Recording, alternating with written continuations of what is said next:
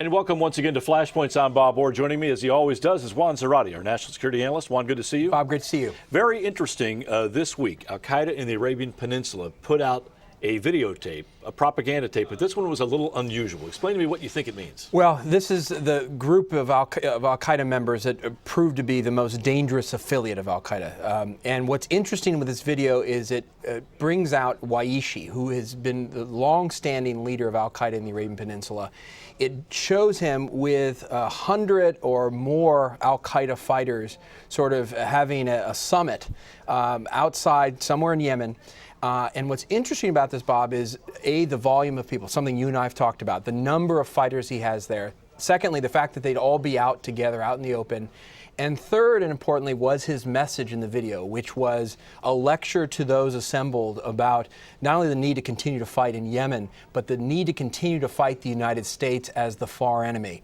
This places Waishi, who's now putatively the number 2 in Al-Qaeda, squarely in the core of Al-Qaeda's leadership, and it demonstrates that he has not only fighters with him in Yemen, but now has a global role, and that is a significant moment. We don't see Waishi all that often, and we certainly don't see him in a setting where there's all these fighters around him. What was the importance of that message? What symbolism is he trying to send? I think he's trying to send a couple messages. One, that Al-Qaeda in the Arabian Peninsula is alive and well. Keep in mind they just had a significant jailbreak. They continue to train and recruit fighters. So one, it's a message: we're here, we're going to fight, we're going to continue to work. And that's dangerous. Counterterrorism officials are very worried about the bomb maker al-Asiri and the things that are coming out of Yemen and their operational security. So that's one thing. The second thing is, at a time of convulsion in the Al-Qaeda network, with some of the fighting going on between groups in Syria that you and I have talked about on Flashpoints before, there's a need to, in a sense, consolidate the hierarchy. And in many ways, he does. He's part of the old guard of Al-Qaeda core. He sat at the right hand of bin Laden. He's Zawahiri, now the leader of Al-Qaeda. He's his number 2, and he's doing it from Yemen. And so in some ways, he's putting the affiliate on the map. He's putting himself in the center of it, and he's trying to consolidate the network and the message at a time when the group is metastasized and fractured.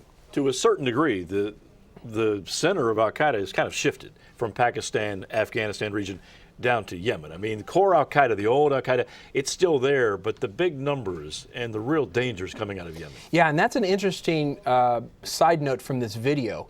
It really does reflect the fact that the center of gravity for Al-Qaeda has shifted. Not only has it shifted from the Afghan-Pak border area into places like Syria, but you do have these centers of gravity, of leadership, of messaging, of recruitment, training, and fighting in places like Yemen. And so in some ways it does reflect very openly the fact that the center of gravity for Al-Qaeda has shifted, and it's now shifted far to the southern Arabian Peninsula. What does it mean to you, if anything at all, that Waishi would take this kind of chance and come out in the open with a large gathering? I mean, this is an area heavily surveilled. It's been pounded by drones. I mean, there's a calculus there that he had to make.